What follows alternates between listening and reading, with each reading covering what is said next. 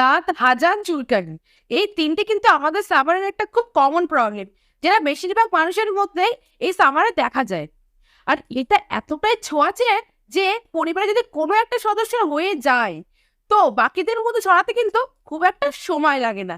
তাই আমাদের উচিত, যদি কারোর এরকম কোনো সমস্যা হয়ে থাকে, খুব তাড়াতাড়ি সেটাকে কিওর করা।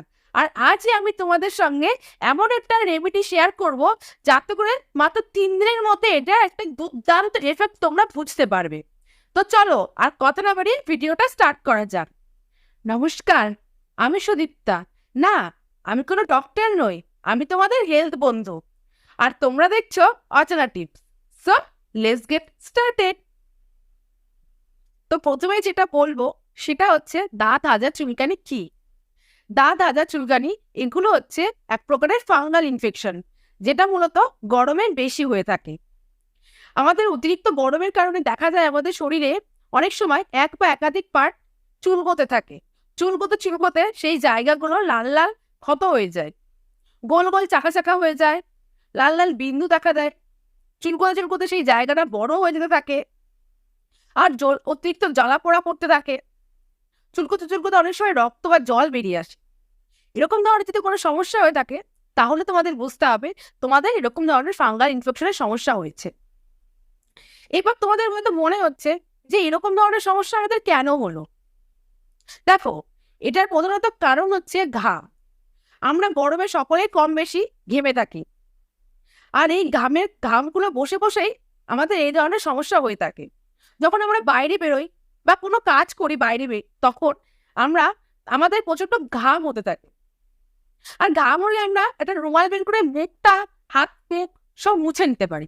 কিন্তু সবসময় কিন্তু আমরা আমাদের প্রাইভেট পার্টগুলোকে মুছতে পারি না। যেখানে আমাদের ইনার গার্মেন্টস পরা থাকে, সেই পার্টগুলো কিন্তু আমরা বুঝতে পারি না সবসময়। আর সেই জায়গাগুলোতে আমাদের ঘাম বসে যায়, আর ঘাম বসে সেই জায়গাগুলোতেই আমাদের এরকম ধরনের সমস্যা হয়ে থাকে। এবার সমস্যা তো হয়ে গেছে, তাহলে এর থেকে সমাধানের উপায় কি? উপায় উপায় অবশ্যই আছে, এবং সেটা আমার খুব সহজ ঘরোয়া একটা পদ্ধতি, যেটা আজকে আমি তোমাদের সঙ্গে এই ভিডিওটার মধ্যে শেয়ার করব। যার জন্য প্রথমে তোমাদের নিতে হবে একটা পাত্রের মধ্যে জল। তার মধ্যে তোমাদের দিতে হবে ফিটকিরি। আমরা সকলে জানি যে ফিটকিরি জল পরিষ্কারের কাজে লাগে।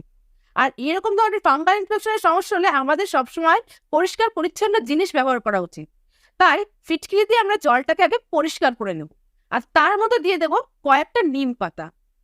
ছোটবেলা থেকেই তো আমরা সকলেই জানি যে নিম পাতার মধ্যে রয়েছে অ্যান্টি ফাঙ্গাল প্রপার্টি, যেটা আমাদের ফাঙ্গাল ইনফেকশনটাকে কমাতে সাহায্য করবে। তাই জলের মধ্যে ফিটকিরি আর নিম পাতা দিয়ে ভালো করে ফুটিয়ে নেব। ফুটিয়ে জলটাকে আমরা ঠান্ডা করে নেব। তারপর সেই জলের মধ্যে একটা তোয়ালে বা তুলো ভিজিয়ে সেই ক্ষতস্থানগুলোকে আমরা পরিষ্কার করে নেব। এবার ওই জায়গাটা যখন আমাদের পরিষ্কার হয়ে গেল, তখন আমরা ওইখানে একটা মলম ইউজ করব, আর সেটাও আমরা বাড়িতেই বানিয়ে নেব। তার জন্য আমাদের নিয়ে যেতে হবে কিছু সিম্পল ইনগ্রিডিয়েন্টস, যেগুলো আমরা আমাদের আশপাশ থেকে পেয়ে যাব। প্রথমে নেব কয়েকটা নিম পাতা, তার সঙ্গে নেব কয়েকটা তুলসী পাতা। এবার এই নিম পাতা তুলসী পাতাকে ভালো করে বেটে একটা বাটির মধ্যে রসটাকে আমরা নিয়ে নেব।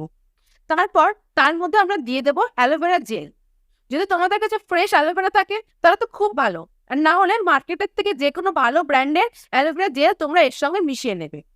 তার সঙ্গে দিয়ে দেবে 1 থেকে 2 চামচ নারকেল তেল।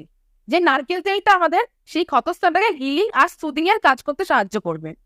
এবার এই 4টে জিনিসের সঙ্গে আমরা মিশিয়ে নেব হলুদ।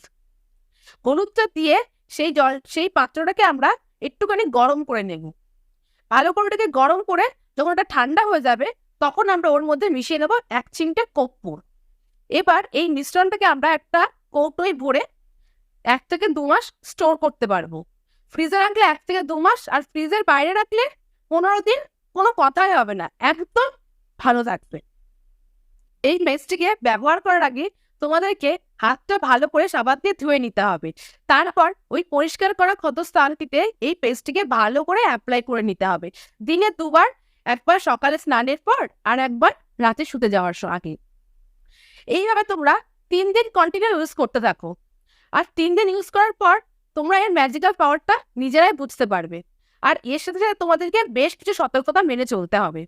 যেমন টাইট ফিট পোশাক পরা যাবে না, সুতির পোশাক ব্যবহার করতে হবে। যতদিন না ক্ষতস্থানটা ঠিক হচ্ছে ততদিন পর্যন্ত তোমাদেরকে ওই জায়গাটায় ঘাম জমতে দেওয়া যাবে না। দিনে একবারের বেশি একাধিকবার স্থানটাকে পরিষ্কার করতে হবে। ধুলোবালি ওখানে লাগতে দেওয়া চলবে না।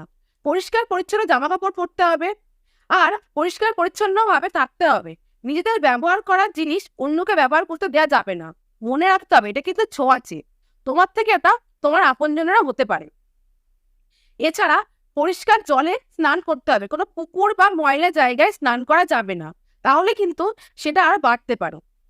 আর সবশেষে বলে রাখি, আমি কিন্তু এটা একটা হোম রেমেডি দিয়েছি। যদি তোমাদের অতিরিক্ত বাড়াবাড়ি কিছু হয় থাকে তাহলে কিন্তু অবশ্যই ডক্টর কনসালটেশনে তোমরা যাবে। আশা করছি আজকের এই ভিডিওটা তোমাদের ভালো লেগেছে।